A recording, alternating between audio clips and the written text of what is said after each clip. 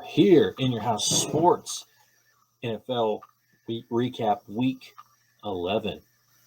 It's your boy Vasos, Manny D, and Fat Sam are currently on location. They are preparing things in Buffalo for the Thanksgiving Day game. Actually, not in Buffalo, in Detroit. They're getting more tables sent up there. So they're helping things out because there will be a lot of broken tables this Thanksgiving in Detroit. So boys are away doing that. It's season's almost done. We're coming down to the home stretch. Before you know it, you're going to start seeing so-and-so has clinched the East. So-and-so has clinched the West. You'll be seeing it here in the next few weeks. So crazy that we're already at that point in the season. But yeah, be sure to like and subscribe to the YouTube channel, In Your House Sports. Follow us on Facebook, In Your House Sports, and also on Instagram at inyourhouse.sports. So there you go. Those are the social media plugs and all that good stuff. So yeah, like and subscribe, YouTube, hit the notification bell, all that good stuff. Anyway, this will be a pretty quick show. Let's go ahead. Let's talk about the Thursday matchup. Thursday was the Tennessee Titans traveling to Green Bay to take on the Packers as the Tennessee Titans defeat them 27-17. Just when you thought Green Bay was on their way, they were recovering, they were going to make a run, to stumble and fumble, and the Packers drop another game, thus, I believe, eliminating them from playoff contention. Ryan Tannehill led the game in passing with 333 yards. Derrick Henry was the leading rusher of the game with 87 yards, which is unusual for him when you see a Derrick Henry led rushing game and he only has 87 yards. That's odd to see, but hey, the Titans get the win. Packers looked like they were going to try to make a run in that game with Christian Watson, and just things fell apart. Things fell apart at the end. Aaron Rodgers does not look like himself this season. So it's like he's not really bought into this team, is what it seems like on the outside. From the outside looking in, that's what it looks like. So, the fall from grace continues. Then going over the Sunday games, we have the Chicago Bears taking on the Atlanta Falcons. The Falcons sneak away with a 3-point win, 27-24. Justin Fields, the leading passer of the game, 153 yards, 1 touchdown. Fields also led the game in rushing with 85 yards rushing. Just Chicago finding another way to lose, and Atlanta somehow finding a way not to give the game away. So it was it's a wild game. Justin Fields left the field towards the end of the game. I think they said with the shoulder injury being carted off. So hopefully everything is good with him, and he's able to play hopefully this upcoming week. Because my God, do the Bears need him? It's Justin Fields or bust at this point. So hopefully he's able to be ready to go. But Falcons continue to find a way to stay in the games. They stay in the hunt for the NFC South. So interesting there. Then we had the Bills taking on the Browns in the confines of Ford Field as Buffalo was snowed in. A dramatic 6 feet, or almost 6 feet of snow, I think is what it was. They showed the stadium, and that's, wow, ridiculous. I mean, some of the players would have been encased in snow. So it's wild, but shout out to the Lions for allowing the Bills to play in their stadium. The Bills improve to 7-3 by winning 31-23. Jacoby Brissett leading things. He was 28-41, 324 yards, 3 touchdowns. Amari Cooper had over 100 yards receiving, 8 catches for 113 yards and 2 touchdowns. But it's just, the Browns got out hot. They came out hot out the gate and looked like, oh boy, what's going on with the Bills? Oh no. here we go again. Is Josh Allen gonna blow another game? Is he gonna choke? But then he rallied the troops, got things together. They went down the field and started scoring. Offense got to clicking, and then the defense woke up and was like, okay, this is what we're gonna do. We're gonna stop them from winning. We're gonna stop them from scoring. And for the most part, I think they kept it pretty close. They almost let them back in the fourth quarter, but they figured out a way to win. The Bills found a way to win, so good for the Bills. Like I said, they improved to 7-3. Then we had another close nail-biting game as the Philadelphia Eagles traveled to Indianapolis to take on Jeff Saturday in the Indianapolis Colts.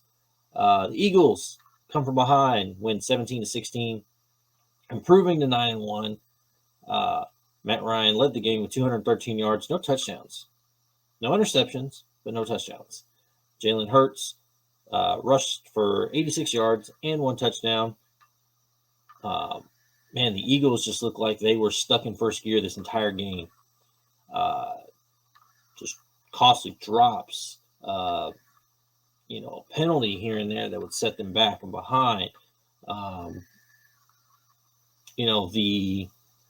The Colts did a good job on defense as far as tackling and keeping Philadelphia out of field goal range. They were bending a little bit, but not breaking, especially right before field goal range. So it was a nip and tuck game. The Colts looked like they had it going early, running the ball at will with Jonathan Taylor, and eventually, I guess the Eagles woke up and remembered who the hell they were. And Dominican Sue said, No. That's what I was brought here for. Let me get this work this rust off that I haven't played all season, and I'm gonna go in here and I'm gonna knock some heads. So, like I said, eventually, Jalen Hurts leads the game-winning drive with a quick little rush up the middle to score the go-ahead touchdown and getting hit gyrations from the mascot while he scored. But so Eagles improved to 9-1. They've almost have this number 1 seed locked down, but they're only a game ahead of the second place team. I don't think it's a game and a half. I think it's a game and a half actually, but I think maybe as long as the other team keeps winning, which we'll get to, if they keep winning, and the Eagles keep winning, the Eagles can really only afford to give one game at this point. So we'll see if the Eagles can keep pace and take home that number 1 seed and first round bye. Then also we had the defensive game of the week with a dramatic and exciting ending. The Jets traveled to New England to take on the Patriots. The Patriots walk away with a victory, 10-3. This was a purely defensive game. The Jets were horrible on offense. New England just would shoot themselves in the foot. And same with the Jets. The Jets would show like they were making progress in the first half, and then they'd shoot themselves in the foot. And in the second half, they just couldn't do anything. New England finds a way to win. Special teams. The Zach Wilson hesitates, does not pick up a first down on his throw. They punt. And, of course, New England returns it for a touchdown, returns that punt for a touchdown. That's the first punt return for a touchdown this season in the NFL. Of all the crazy things that have happened, a punt return for a touchdown was not one of them until now. So, Belichick continues his dominance over the Jets. Zach Wilson making some controversial comments after the game when asked if he feels that the offense let the defense down, and him flat out saying, no, I don't think we did. And you got guys like Garrett Wilson saying, hell yeah, we did. we let them down. This is the kind of thing that pisses you off because we need to play better. they were out there busting their tails, and we didn't do a damn thing. We got to be better than that. When they only give up 3 points, we have to produce at least that. We got to produce at least seven on our side. We got to get that touchdown. We've got to get 13, 14 points. We've got to be able to score more than 3 points on offense. So, especially because I think they said it was like 2.5 inches is what the per play for the second half is what the Jets offense gained. So that just tells you how Belichick just turned up the heat on the Jets offense the second half. So, like I said, we'll see. Saleh he's not committed to Zach Wilson, so he's pretty much saying, "Hey, it's a battle." I mean, if I think that Mike White has the better chance to lead us to victory, that's where I'll go. But and again, that's immaturity on Zach Wilson's part. You're the quarterback. Ultimately, it begins and ends with you. You win, great. Everybody's going to heap praise on the quarterback when you win. And as the quarterback, you have to say, no, this is everybody. This is a team win, blah, blah, blah, blah. Even if you are the one out there balling and doing all the heavy lifting, it's hey, it's these guys did this, did that. Versus when you lose, you're supposed to say, even if there's drop passes, fumbles, things like that, hey, man, we got to play better, starting with me. I got to play better. This is on me, yada, yada, yada. That's what a true leader does, especially a quarterback in the NFL. So, I mean, he's up against it right now. So we'll see if he can win that locker room back. Then we have the defending Super Bowl champion LA Rams traveling to New Orleans to take on the Saints. And the Saints come away with a 27-20 victory. Andy Dalton as something starts playing in the background. Sorry if you hear that. Let's see. Come on now. Anyway, where was I at? Oh, yeah, the Saints. Andy Dalton leads the game with 21 and 25, 260 yards, 3 touchdowns. Chris Olave, I can never say his name, Chris Olave, leading the game in receiving with 5 receptions for 102 yards, 1 touchdown. The Rams just continue to struggle with that Super Bowl hangover, and in all likeliness, they're going to miss the playoffs. They just look abysmal on offense. No Cooper Kupp.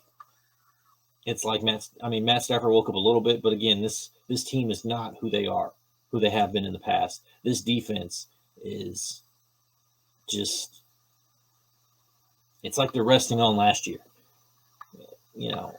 Aaron Donald's doing what he can. Jalen Ramsey's giving up everything behind him. This team is just, they don't look very good. They don't look like the previous Super Bowl champions, especially considering, it's damn near almost the same team from last year. So now, granted, there's a lot of injuries, health concerns, all this other stuff, but this team does not look the same. So they fall to 3-7 as the Saints improve to 4-7. Then the shocker, I say the second shocker of the week. The Detroit Lions upset the New York Football Giants as they win 31-18.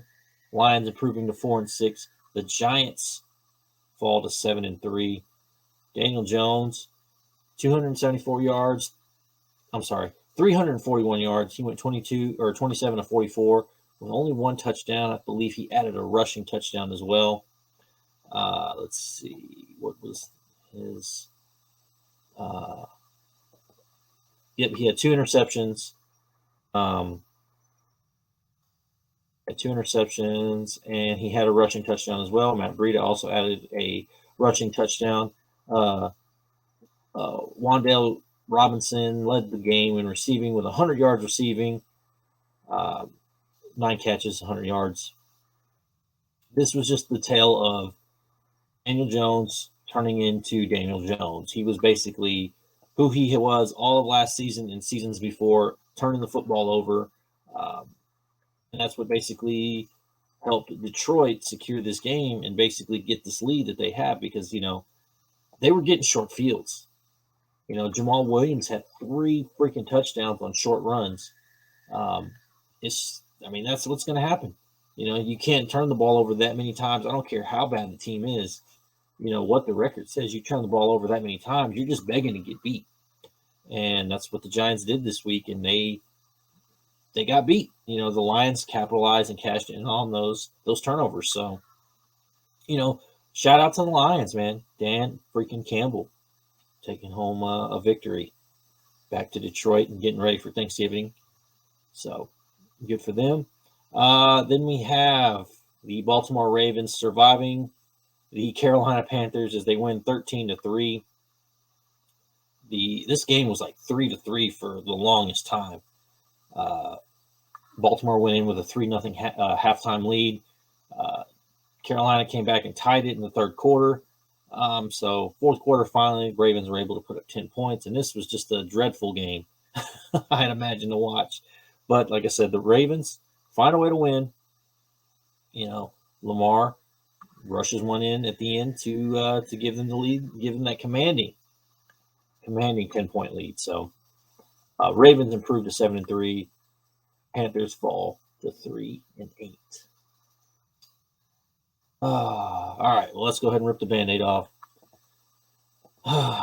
Washington Commanders travel to Houston to take on the Texans. Washington destroys Houston 23-10. In reality, this game was not even as close as the score says. We were down 20-0 at halftime.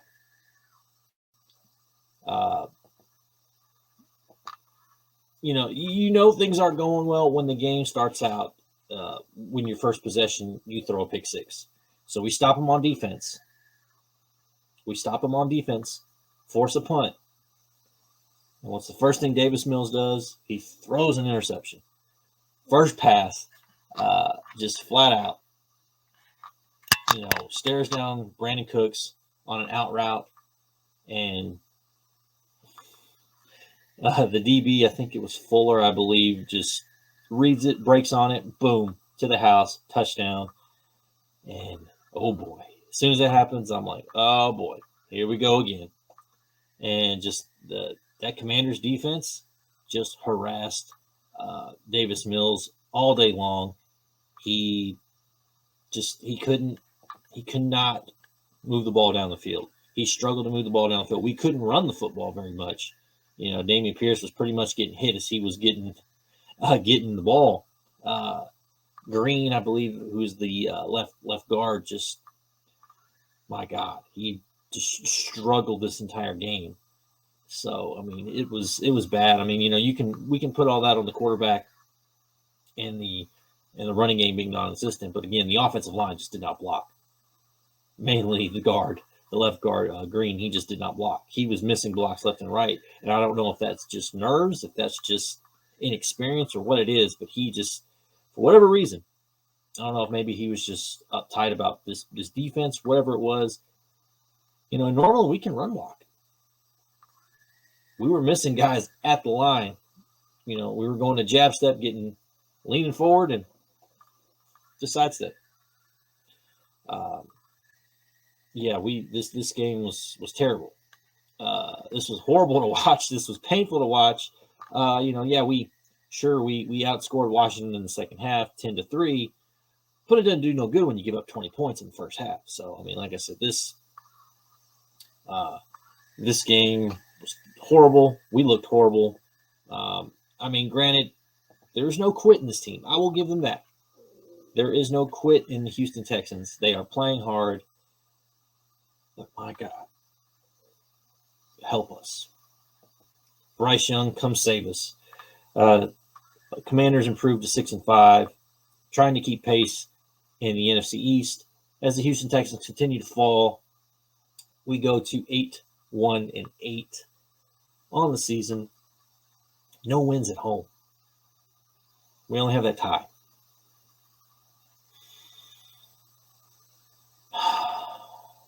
terrible. Anyway, and in overtime, the Raiders finally break through, and they get the taste out of their mouths from last week as they win 22-16 in overtime. Derek Carr goes 23 of 37, 307 yards, 2 touchdowns.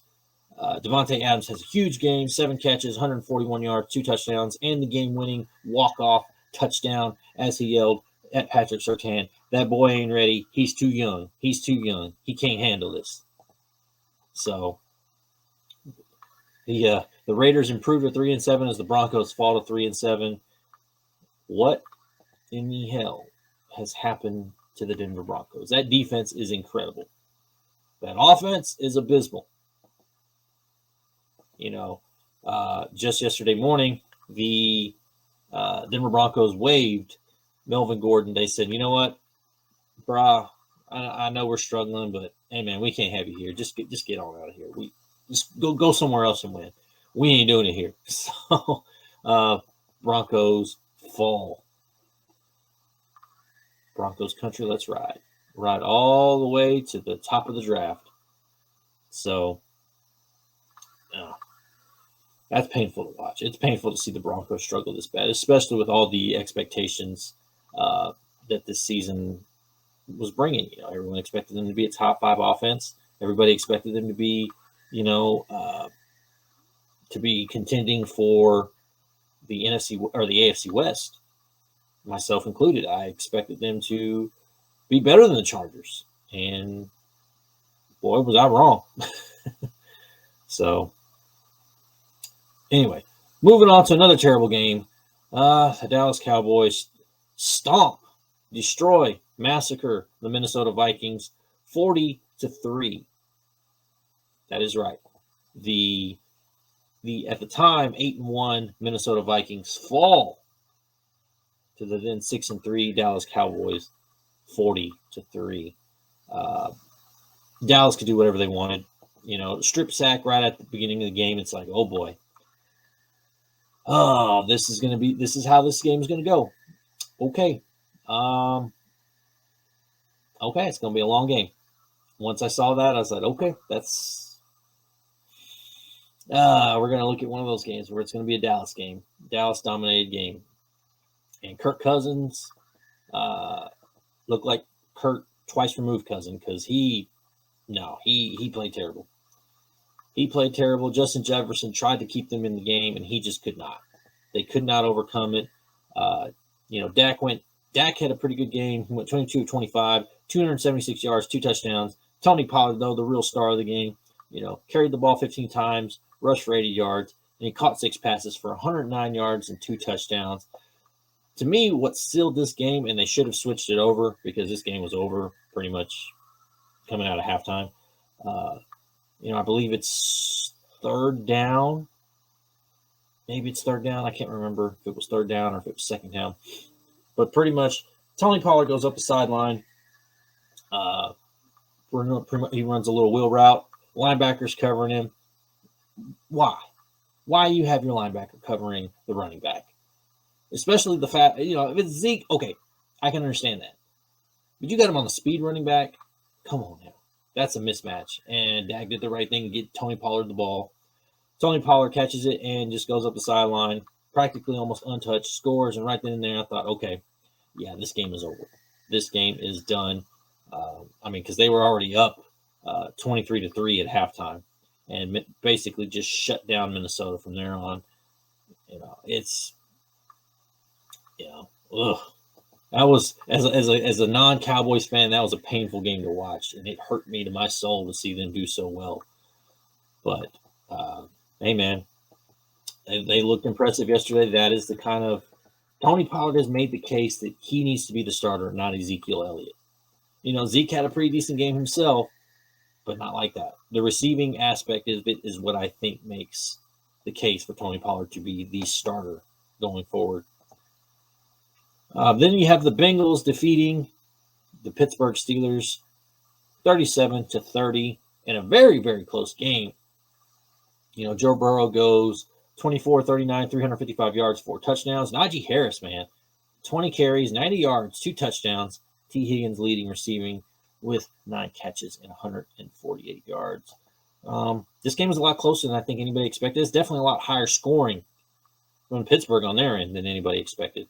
I really expected this game to be like a 17-13 game. I think I picked the Steelers. I expected it to be a low scoring game. There were drop passes from Steelers receivers that just were pretty short-handed or can make the spectacular catch, and the easy ones that were right there and dropped in a bucket, couldn't hang on to them. But entertaining game. The Bengals trying to keep pace with the Ravens in the NFC or in the AFC North. So, fun game, and I like the uniforms. The white Bengals, I like that. The all white jerseys with the black stripes, those are cool. And then the Sunday night game, we had the Chiefs defeating the Chargers 30-27, come from behind. Patrick Mahomes doing Patrick Mahomes thing, goes 20 and 34, 329 yards, 3 touchdowns. Pachenko rushed for 50, carried the ball 15 times, 107 yards. That's a bad dude, man. That's a bad dude right there. Travis Kelce doing Travis Kelce things, 6 catches, 115 yards, 3 touchdowns. Another multiple game scoring performance. Multiple touchdowns per game scoring performance from Travis Kelce. 3 touchdowns. He already had a 4 touchdown game. He's had probably multiple 2 touchdown games. This man is just probably, right now, he's easily the best tight end in football. Arguably, I think if he has puts a couple more years together like this, we might have that conversation between him and Gronk. Gronk has the Super Bowl rings to back it up. So, he's had a longer career thus far.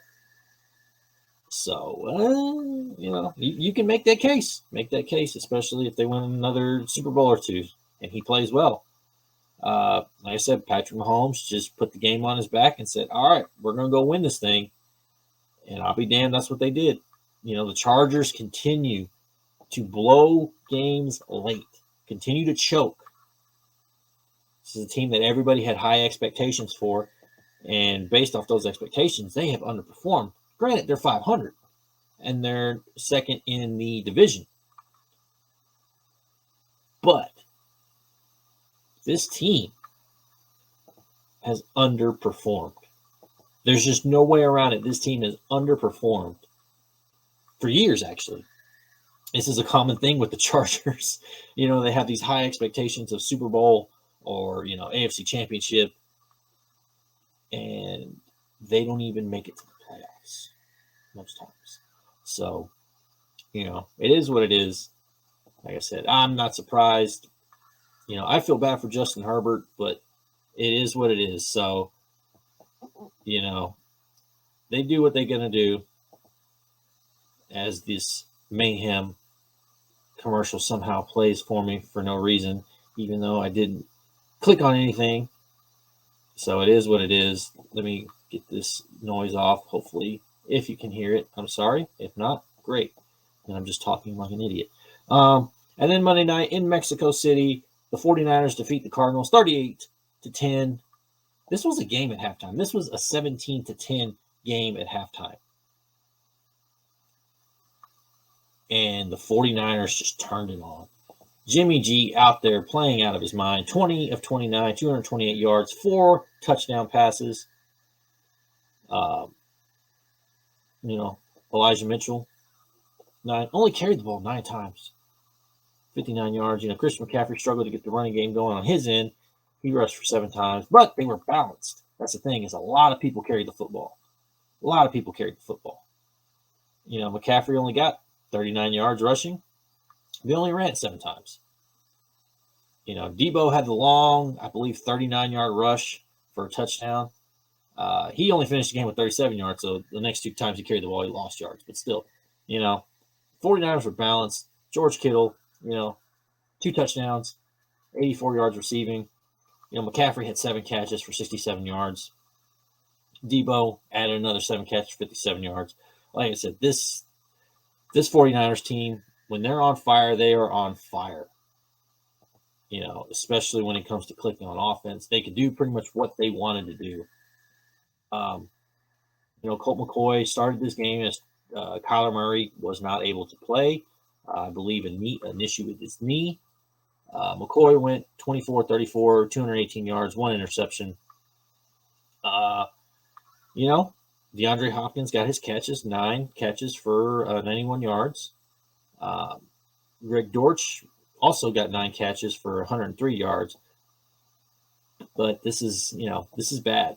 The Cardinals could not run the football. Leading rush for the Cardinals was James Conner, 14 carries, 42 yards. Granted, he got a touchdown, but this team struggled. This team really, really struggled on defense. And they struggled to move the ball on offense as, that San Francisco defense just unleashed on McCoy in the second half. That first half, this was a good game. This was a clean game. They were going back and forth up and down the field. And like I said, just 49ers defense woke up second half. That Mexico crowd energized them. George Kittle over there throwing up the Cero Miedo with Pentagon there in the crowd. He's over there performing as he got his mask at the beginning of the game. But, San Francisco just dominated 38-10. The score accurately reflects that. So as the 49ers continue, they're on their winning way, 6-4, trying to keep pace in the NFC West. So we shall see how that goes. All right, moving on to this week's games, upcoming week's games. Thanksgiving, we got 3 games. Up first, we got the Buffalo Bills taking on the Detroit Lions, back-to-back weeks in Detroit for the Bills. We're going with the Bills. Bills Mafia, get the tables. Here we go. Then in the 3:30 game, you've got the New York Football Giants traveling to the Dallas Cowboys. These two played close in New York, or in New Jersey. Must be real, New Jersey. They played well up there. They played tight. You know what? I think the Giants play better at Dallas than they do at home. So I will go with the Giants. I'm going to roll with the Giants. And then the 7 o'clock game got the New England Patriots traveling to Minnesota to take on the reeling 8-2 Minnesota Vikings. Man, I just I struggle. Kirk Cousins struggles in these type of games. These prime time games where he's the only game on, he struggles in.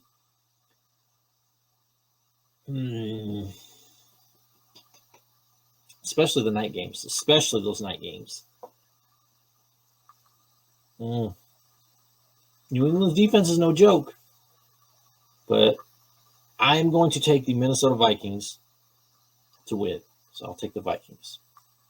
And then as we get to Sunday, we got the Buccaneers traveling to Cleveland to take on the Cleveland Browns. I think Tom Brady continues this new resurgence as a newly divorced man. Single Tom Brady is going to continue to win the football games that he needs to keep the lead in the NFC South. So I'm going to take the Bucs. Then you've got the Cincinnati Bengals, the defending AFC champions, traveling to Tennessee to take on the Titans. This is going to be a tough game to pick. I'm going to go Tennessee. I'm going to go the Titans.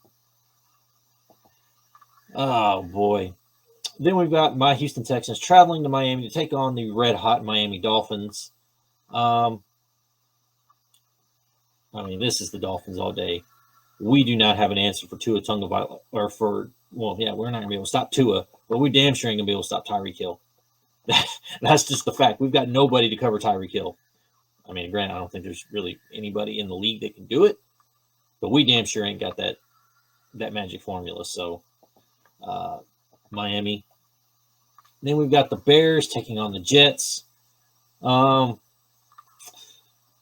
going to take the Jets. I'll take the Jets to bounce back. Jets defense, I think, is just going to hold that Bears defense down, especially if there's no Justin Fields. I think the Jets win in a landslide. But even with Justin Fields, I do think the Jets defense will prevail. And I think despite any deficiencies at quarterback, I think they'll continue to make that push for the AFC East. Then we've got the Falcons taking on the Commanders. You know what? I'm going to take the Commanders. I just think the Commanders are on a roll right now. They've found their niche with Taylor Heineke, and I think they ride that out. Then we've got the 3-7 Broncos traveling to the 3-8 Carolina Panthers. This is going to be another low-scoring game, like it was against the Ravens. I'm going to take the Panthers. I don't see anything from the Broncos offensively that just makes me say, gotta take the Broncos now. Broncos have burned me too many times this year. I'm going to take the Panthers. Then we've got the Baltimore Ravens traveling to Jacksonville to take on the Jaguars. Ravens. Lamar, pay that man. So I picked the Ravens to win. Then in the 3 o'clock games, you've got the Chargers traveling to Arizona to take on the Cardinals. Oh, man. Does it look like Kyler Murray starts? I don't know. I'm going to take the Chargers. I think this is going to be a really close game, and the Chargers will try to find a way to give it away, but I think they'll pull it out. So I'll take the Chargers to win. And you've got the Las Vegas Raiders traveling to Seattle to take on the Seahawks. I am taking the Seahawks. Go Hawks, go. They continue their winning way. Well, they try to get back on track of the winning ways and try to maintain that stranglehold on top of that division. I believe, I don't know who's in first in that division. I don't know if it's them or San Francisco. Let's see. San Francisco, I believe, holds a tiebreaker, I believe. They have the better division record. So, yeah, they hold the tiebreaker. So, San Francisco is in front of that division. So, the Seahawks try to keep pace and hope that maybe that San Francisco falls. And then we've got the Rams traveling to the Chiefs as the Rams take on the Kansas City Chiefs. With the way this defenses look, there's no way they can keep up with the Chiefs. I say that, and they'll probably be a low-scoring game, but I'm going to take the Chiefs just because the Chiefs have looked more impressive this year than the Rams have, and the Rams have been abysmal on offense. So I think the Chiefs are just going to find a way to pull away from them at some point. So, yeah, I'm taking the Chiefs. Then you've got the Saints traveling to Santa Clara to take on the San Francisco 49ers. I'm going to pick the Niners. So I'm going to take the Niners to maintain their lead in the West. So there's that. Then in the Sunday night game, we've got the Green Bay Packers traveling all the way up to Philadelphia to take on the Eagles. I think Aaron Rodgers' struggles continue, and it's fly, Eagles, fly. So there we go. Then Monday night, we've got the Pittsburgh Steelers traveling to Indianapolis to take on the Colts, to take on Jeff Saturday and the Colts. Man, this is a game I'm just like, damn, who do you take? You know what? I'm going to take the Colts. I'm going to take the Colts. Enough said. That's all I'm going to say. I got really nothing to back that up with, but I'm just saying I'm going to take the Colts. So appreciate you guys for joining me this week. Be sure to like and subscribe to the YouTube channel, In Your House Sports. Like, subscribe, get the notification bell, all that good stuff that, you're supposed to do on the YouTube algorithm things. Be sure on social media, Facebook, In Your House Sports, Instagram, inyourhouse.sports. Be sure to check out our shows as the college football recaps go up Monday, 4 p.m. Central, and the NFL recap shows go up Tuesday, 4 p.m. Central. So hopefully the boys will be back next week after they've got done hunting down all the tables they can find on their way up to Detroit. And for your boy Vassos, from all of us here at In Your House Sports, we hope you guys have a happy and safe Thanksgiving. Peace out.